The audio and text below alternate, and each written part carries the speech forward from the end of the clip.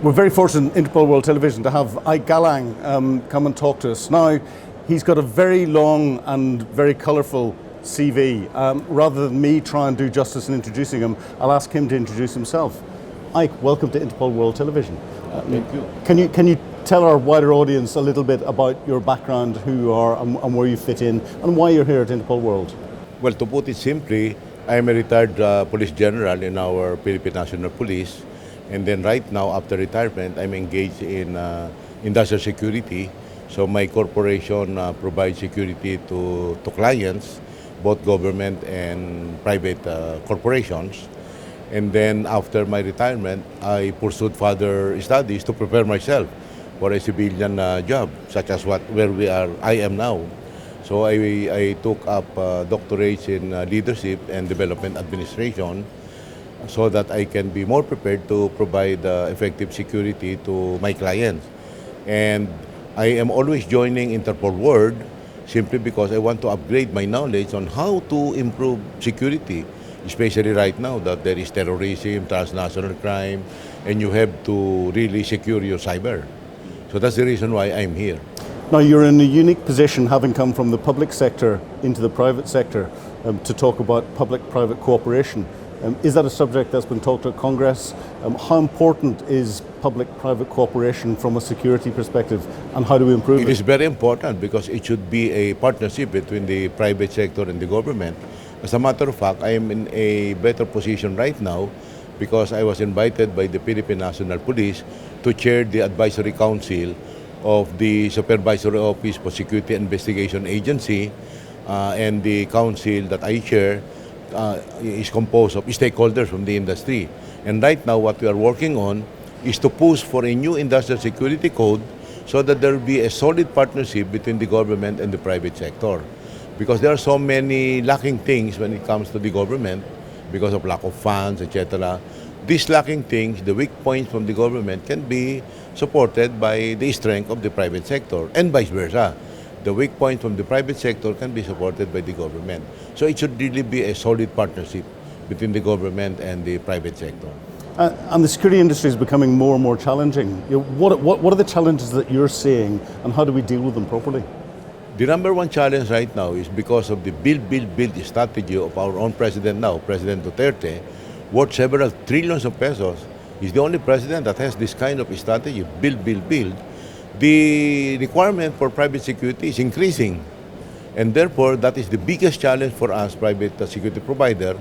How can we recruit and develop our people to address the current threats, particularly on cyber crimes, on terrorism, and other transnational crime? It is where this Interpol World could come in and improve and update and network with your exhibitors. That is the most important aspect of this Interpol World. I hope you will continue it on a regular basis. So Interpol World is key to working together. Do you attend other international conferences? Is it important that the community gets together as often as possible to swap ideas and share best practice? Fortunate that I am invited in the different security summit for industrial security, and even in the Drone World Congress. I was able to attend there as a speaker in the first and second World Drone Congress. All these things are connected on how to improve your safety and security provision for your clients.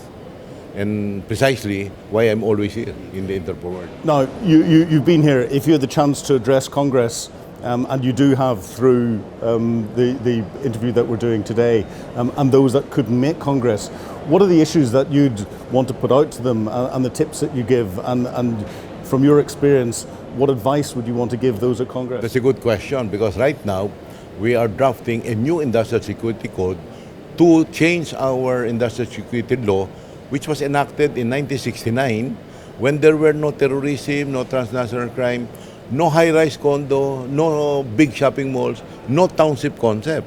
And therefore, everything has changed.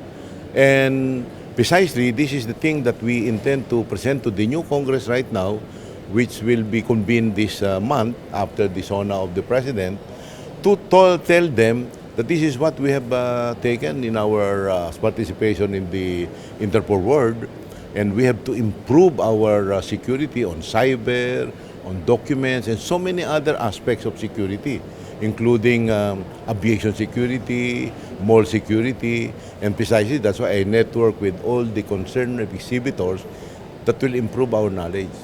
And so right now, we have forged an initial partnership with them, and later on we can formalize that through our email exchanges.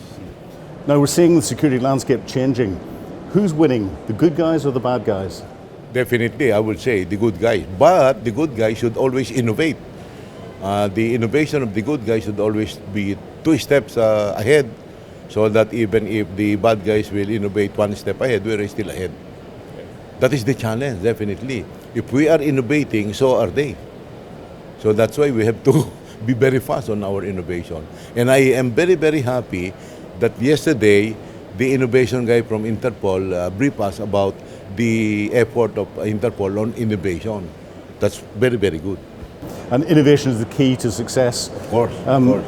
Ike, thank you very much indeed for coming and talking to us on Interpol World Television. It's been a real pleasure getting your understanding of what's out there and giving us some of your experience. Thank you. And I would like to also thank you for hosting us a very great Interpol Congress. I hope you will continue it on a regular basis. My pleasure. Thank you. Thank you very much. Thank you.